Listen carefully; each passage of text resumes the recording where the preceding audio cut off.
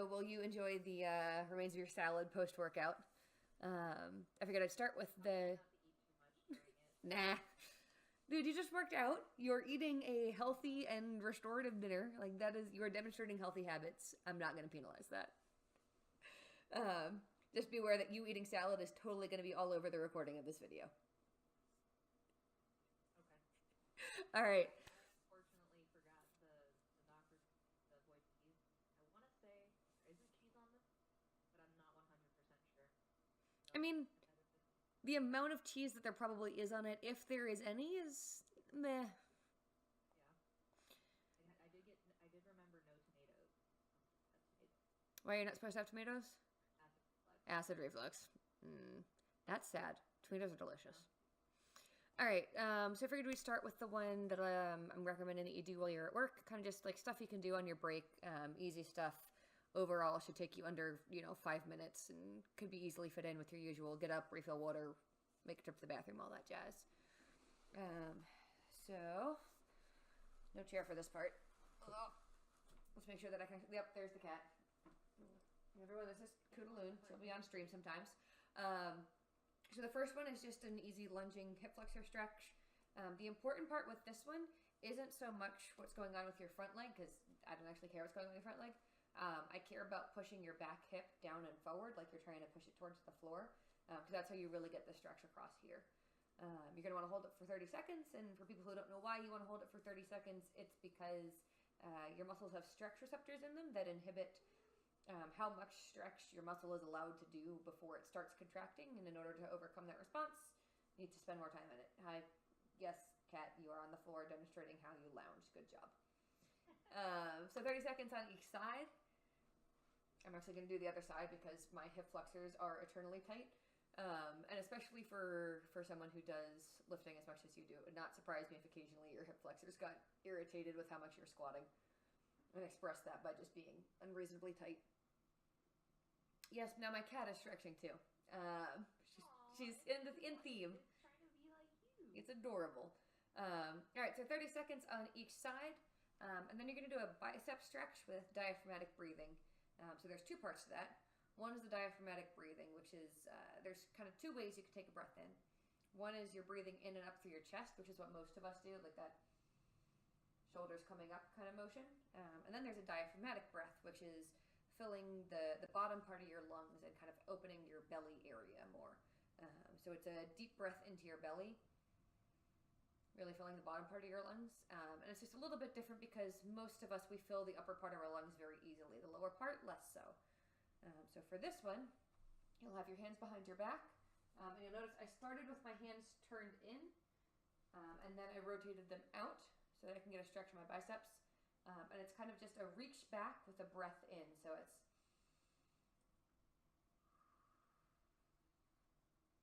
So you deepen the stretch, and then you relax the stretch. And this is a really nice postural reset, kind of pulling you out of that rounded and forward posture into that up and back. Next one is another chest opener. It's fingers interlaced behind the head. You take a deep breath in, open up, deep breath out, close it out. This one you're breathing back into your chest again, kind of like most of us normally do. Okay, and it says elbows back. So are you putting, as you breathe, your elbows back? Yes, I'm pushing my elbows back as I breathe in. The important thing with this one, don't shove your head forward as you do it. That's a bit of a strain on your neck. And then the last one in your kind of your QA routine is a marching twist, which is just up and across. Gets you a little bit of a back stretch and a little bit of a stretch across your piriformis. And it's up on your feet, so it feels like a nice little release. So that's kind of, Kat, you need to move your feet or I'm going to run over your toes. Okay, apparently I'm going around your toes. Yes, Your Highness. So for this one, it should be, I said you could do, 3 rounds at a time. You don't have to do 3 rounds at a time, but it would be a nice little addition, kind of just break things up a little bit. That one is very intentionally an out of the chair, anti-sitting kind of routine because you have to sit so much for the work you do. Your stuff for tournaments, though, I want it to be a little more focused. So your warm-up starts with a whole body and progresses to a hand-specific kind of thing. Your between set stuff is supposed to be a mental reset and to keep your hands warm. You do it in standing if you can. If you are not able to spend some time standing to do it, that is okay. All of them can be done in sitting, including the calf raises. And then your cool down is slow and relaxed, and it starts sitting and it ends standing. So first, the warm up. Okay, good. I'm not going to run over the cat this time. You start with 10 ass to grass squats, so all the way down as far as you can go, full range of motion. And for people who aren't familiar with doing squats, the important thing is that your butt goes back, not that your knees go forward. So it's butt back, chest high, head neutral. And I picked squats for you because, I mean, you and T-Chan both, you're both lifters. This is a thing that you do when you're about to be badass. It seems like it fits the theme of getting you prepped for a game. Then 10 shoulder rolls each direction, just loosen things up here. And then forward as well. Cat, you are stretching again. This is adorable. I really wish I could show that on stream. Yep. Then 10 wrist rolls each direction. For these and for anything else that you're doing for mobility or for stretching, you want to do the range of motion you have that day. On some days, you're not going to be able to move as far as you can, but what you should be doing is going for the best you have available to you that day. Sometimes your best will get better. Sometimes you'll get more range of motion. Sometimes you'll get a little more relaxation. And that's great. Use it when you have it. But on those days that you're a little tighter, don't try and shove your body past the point it can tolerate just because you know you've gotten there before. Then you're going to do your tendon glides. I'm going to come in a little closer for these because they're harder to see. So for this one, it's about rolling your fingers down, rolling them back up. This is one that will feel weird at first. You're going to feel those tendons on the back of your hand pretty acutely. So I'd recommend getting used to doing this one in practice before you try doing it in the tournament, or else it will be a weird feeling. And then the last one is a simple hands open wide as you can, hands closed tight as you can. If you are someone who has longer fingernails, be careful about how hard you close. You will dig into your palms. So if you're in a cosplay that requires you to have long fingernails, maybe don't do that one quite as tight. Does that one make sense? I always get cold hands. Yeah, those are so hand warmers are not bad, like the things that heat up, the hot hands. They're not terrible, but all they do is increase local blood flow and local temperature, closer to the skin. And if you want your muscles to be warmed up, you kind of got to go a little deeper than that. So it's totally fine to use the two to complement each other. Like you could definitely do, your active warm up and then supplement it with a little bit of hand warmer stuff, because I get really cold hands too. I don't have the best circulation. Yeah, it's always my feet. Yep. I used to pack my soccer cleats with hand warmers when I was really little.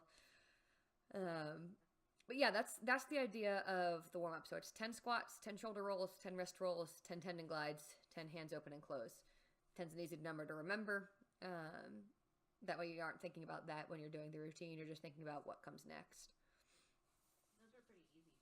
Yeah. None of this is designed to... So none of this should take you away from what you need to do physically or mentally in-game. It should kind of slide in seamlessly, which is why it's a thing you need to practice. Otherwise, it doesn't slide in quite so seamlessly. It's something disruptive and new and different.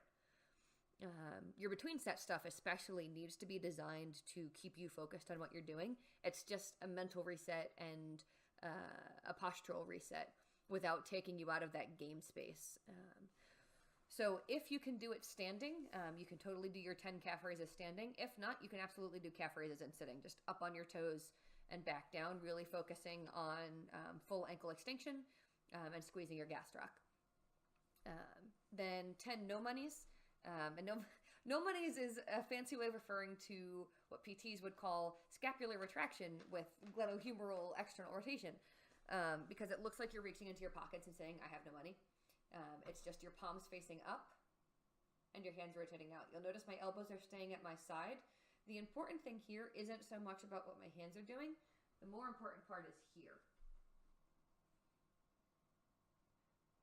So there, my shoulder blades are coming back and together, and it's really opening up my chest. especially if you find yourself when you play. So if you're not using an arcade stick, if you're someone who uses a pad, a lot of times you tend to lean forward onto your elbows, onto your thighs, and that inevitably causes you to round a little bit, even if you're focusing on staying straight. So giving yourself that reset will really help loosen up your pec muscles and open up your chest. No, why are you biting my hand? Biting the hand that feeds. Literally. Are you saying tag? I'm in. You definitely just tagged me. So 10 calf raises, 10 no monies. You're going to do 5 of those bicep stretches that you do for your QA routine. The hands behind your back and breathe. I didn't think of this before, but this is one. If you're wearing a lower cut shirt, you may want to face away from folks. Otherwise, it might attract attention. I mean, if you want to distract your opponent, that's an option, but I'm guessing that's not what you're going for. We're gonna psych them out. It's an option. I'd ask your performance coach about the competitive advantage of doing that versus not. And then it's 2 stretches. So it's a wrist flexion stretch and a wrist extension stretch. I recommend doing them together at the same time so you don't feel like you're losing time. I'm going to pop up my chair so you can see it a bit better. Because you can do this on the edge of a chair, on the edge of a desk. It's just wrists into extension, elbows into extension as well. And remember what I said before, you kind of work with the range that you have that day. There are days when the range of motion you have is this. And there are days when your palms will be all the way down. That's fine. Work with what's available to you that day, where you feel that stretch. And again, you're going to hold it for 30 seconds. And then you'll do the opposite motion. Instead of palms going this way, palms are going to be facing upward. This one, you want to be a little more careful about how much weight you put onto it because your wrist does not flex as far as it extends. But it's the same idea. Elbows getting straight, palms coming under. And if that doesn't feel like enough of a stretch, what you can do instead is do it one hand at a time and tuck your fingers under as well. Because the extensors here affect both the wrist and the fingers, so adding in the finger stretch gives you a little bit more of a stretch across the forearm.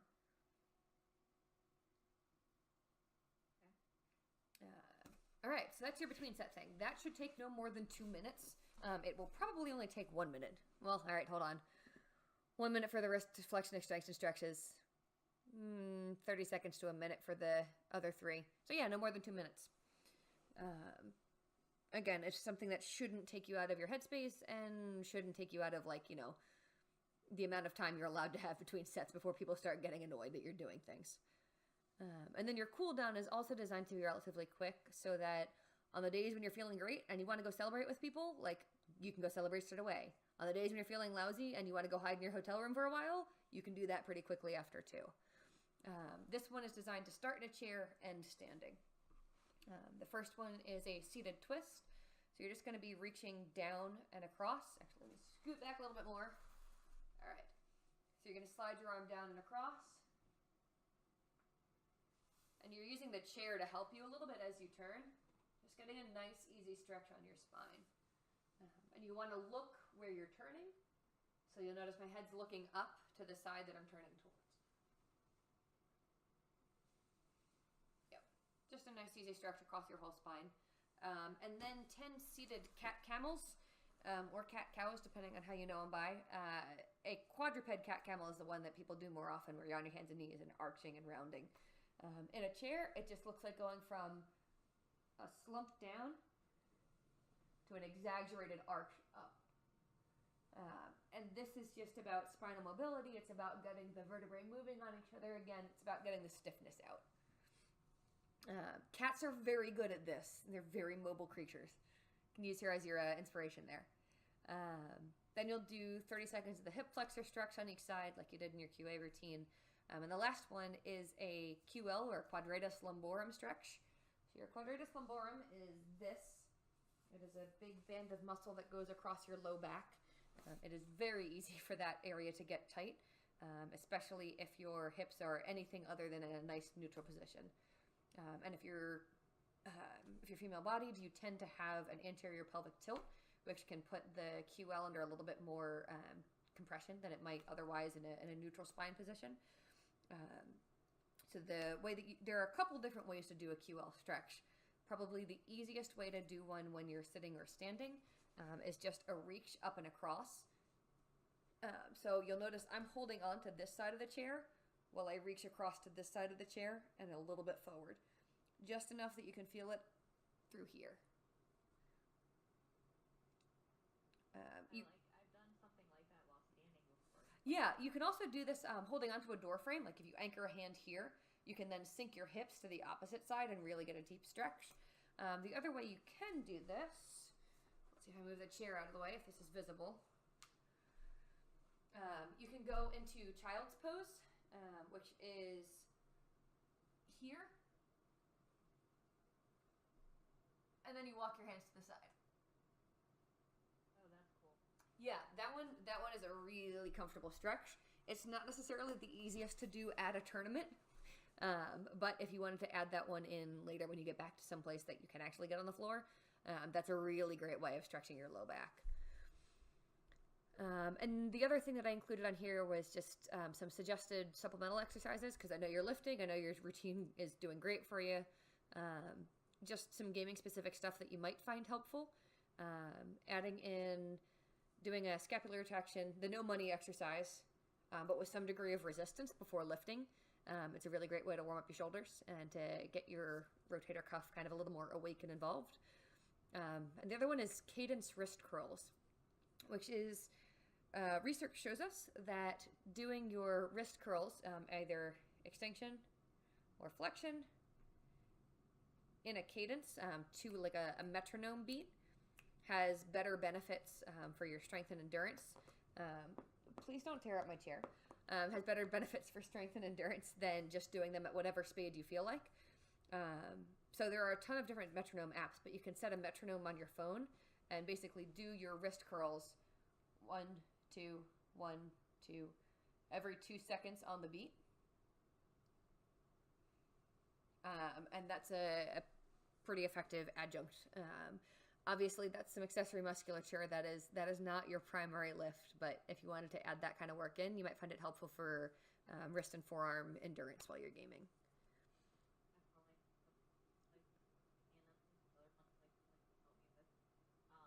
One thing that actually helped me a lot was just getting a better chair. Yeah. My neck. Like I used to get like this like I don't even know if I want to call it pain, but this like stiffness in like the back of like my upper spine when I'd be like sitting forward gaming. I'd be like sitting forward.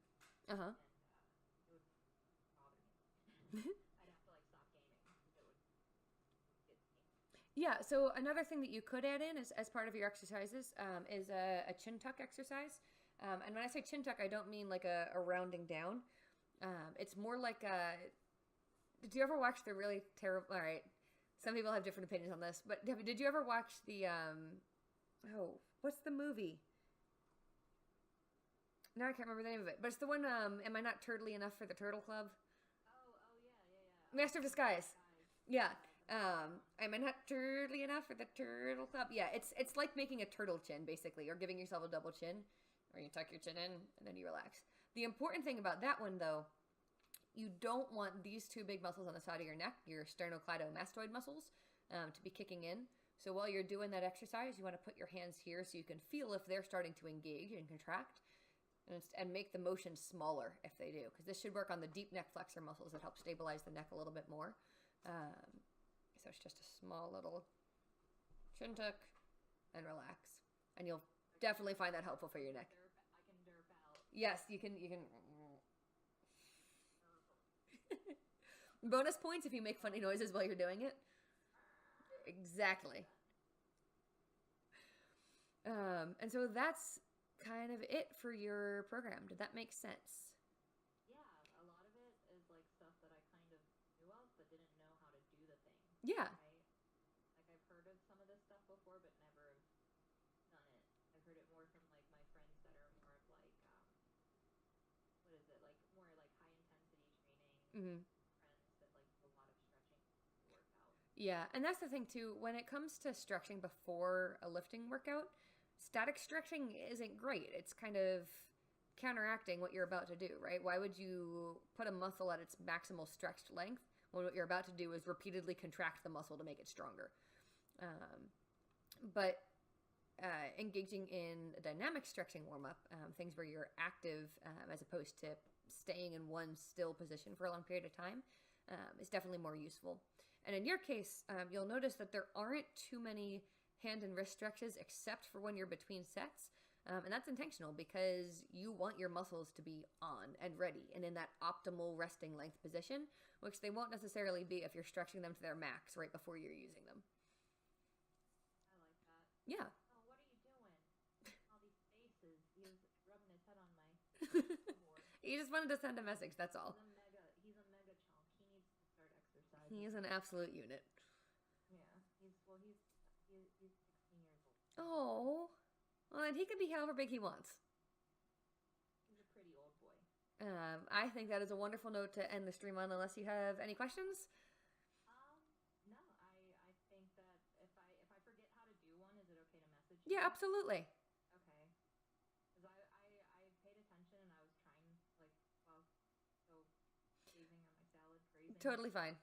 Grazing is the appropriate thing to do with salad. I can also send you, I'm going to send you a picture guide to these too.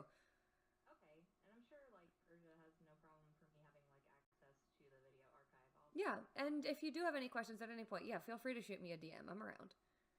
Most of them are pretty common sense after seeing them.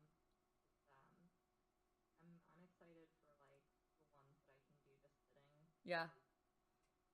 You have so many options when you're not sitting to do stuff. Yeah. You don't realize what you're capable of while sitting. Oh, God, yeah, no, this is less than, like, a tenth of the things you could possibly do while sitting to stretch.